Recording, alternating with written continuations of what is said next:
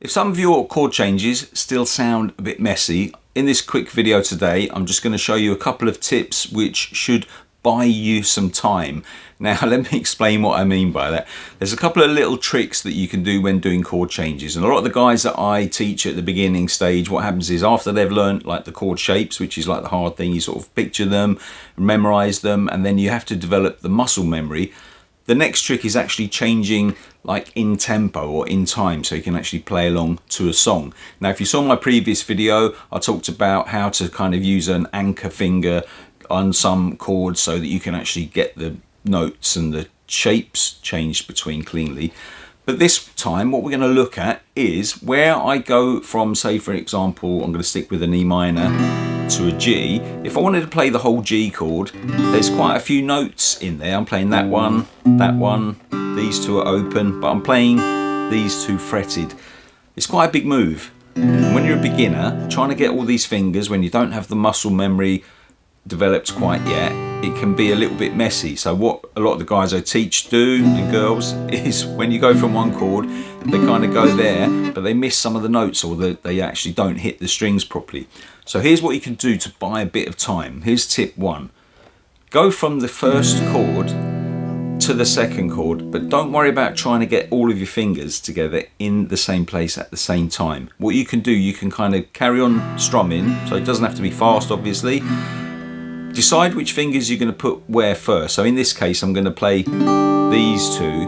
Now, this on its own is perfectly acceptable as a G chord, but I might want to add a bit more depth to it with the notes in the bass. So what I could do, I could go from the E minor to the G, and while I'm doing that bit, I concentrate getting there first and then bring these ones over, okay? So there's tip one. Let's just go through that. Okay, and then to there, and then bring those on. So it's like a two-part action. So instead of trying to go and do it all in one go, what I'm doing is I'm putting those two there, and then these follow on. Another little thing in there as well is sometimes you don't actually even need all the notes. So for example, on the G, I could get away with playing that note there, but this one is being blocked by this finger here. So I'm not holding the string down, I'm literally just sort of touching it. But when you're strumming, you don't hear that note like that. It sounds like this. Okay, so that note is ringing.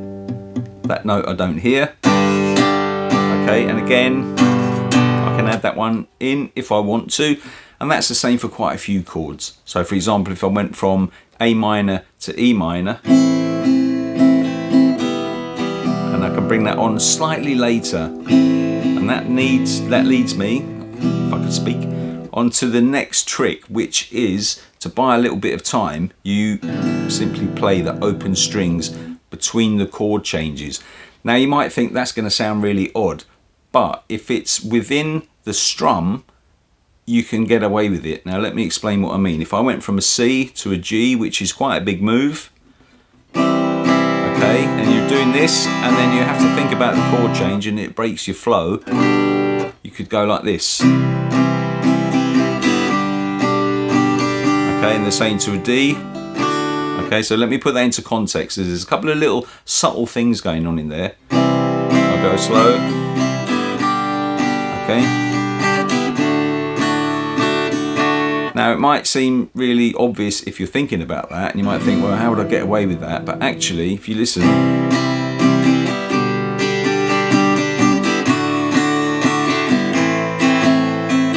okay, so the listener won't necessarily understand what you're doing, but for you, of course, you know, you're fully aware that you're just giving yourself a little bit of time to get between the chords. So there's a few things you can do there. One of them is to actually just think about the next chord shape, and before you get to it, while you're playing one, you're kind of visualizing it or thinking about where your fingers might end up.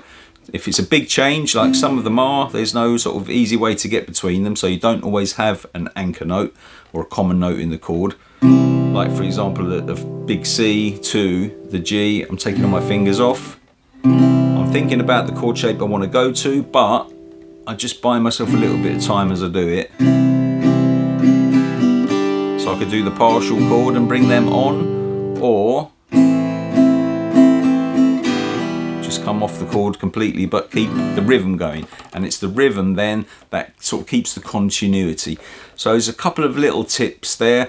If you like that kind of thing and you're sort of struggling with guitar generally, there's a couple of things you can look at, which is a workshop that I do. It's a 6-week workshop which is live, handful of people at a time. There's some links in that somewhere, or just follow me here on Facebook or wherever you see the video. I'm not quite sure where I'll be posting these at the moment, but anyway, I hope you enjoyed this, and I hope it helps you with your playing somehow, so that you can kind of get yourself up to speed with whatever you're trying to do.